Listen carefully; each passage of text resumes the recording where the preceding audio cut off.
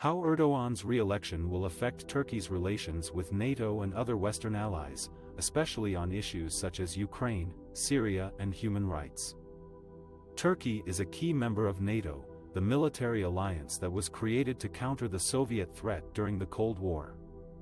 But in recent years, Turkey's relations with its NATO allies have been strained by several factors, such as its purchase of Russian-made S-400 missile defense systems, its military intervention in Syria against Kurdish forces that are backed by the US and Europe, and its crackdown on dissent and human rights at home. President Recep Tayyip Erdogan, who won a historic runoff election on May 28, 2023, has pursued a nationalist and assertive foreign policy that seeks to make Turkey a regional and global power. He has also tried to balance his ties with Russia and the West, sometimes playing them off against each other to advance Turkey's interests.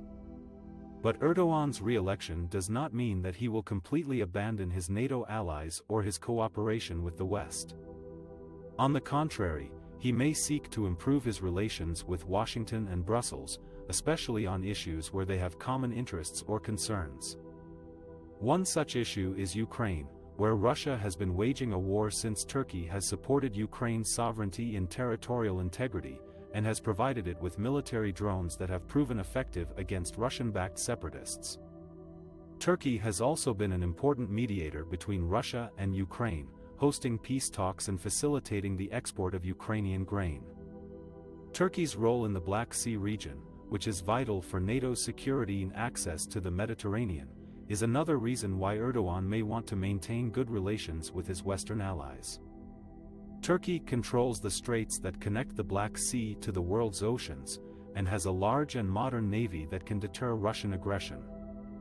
Turkey has also participated in NATO exercises and missions in the Black Sea, such as Sea Shield and Sea Breeze. Another issue where Erdogan may seek to cooperate with the West is Syria, where Turkey has been involved in a complex and bloody conflict since Turkey has opposed the regime of Bashar al-Assad, who is backed by Russia and Iran, and has supported some of the opposition groups that are fighting for democracy and human rights. Turkey has also hosted millions of Syrian refugees who have fled the war-torn country. But Turkey's involvement in Syria has also created tensions with its NATO allies, especially over its operation against the Kurdish People's Protection Units, YPG, which Turkey considers a terrorist group linked to the outlawed Kurdistan Workers' Party, PKK. The YPG has been a key partner of the US-led coalition against the Islamic State, ISIS, in Syria, and has received weapons and training from Washington and other Western countries.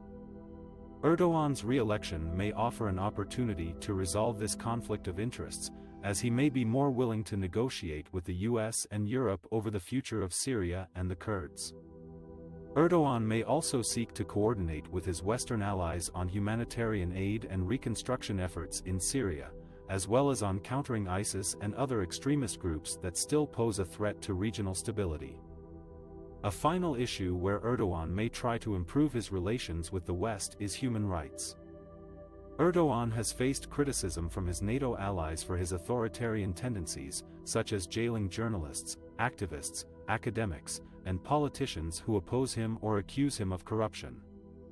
He has also cracked down on civil society organizations, media outlets, universities, and political parties that he perceives as threats to his power. Erdogan's re-election may not change his domestic policies significantly, as he still faces challenges from a united opposition that won nearly half of the votes in the first round of elections. He may also continue to use nationalism and populism to rally his supporters and justify his actions.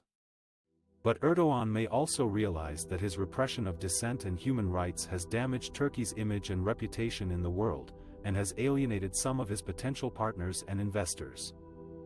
He may therefore seek to ease some of the pressure on his critics and opponents, or at least avoid further escalation of tensions with his Western allies over human rights issues. Erdogan's re-election does not mean that Turkey will become more isolated or hostile to its NATO allies or its cooperation with the West. Rather, it means that Turkey will continue to pursue its own interests and vision for its role in the region and the world. But it also means that Turkey will remain an indispensable partner for NATO and the West on many issues that matter for their security and prosperity.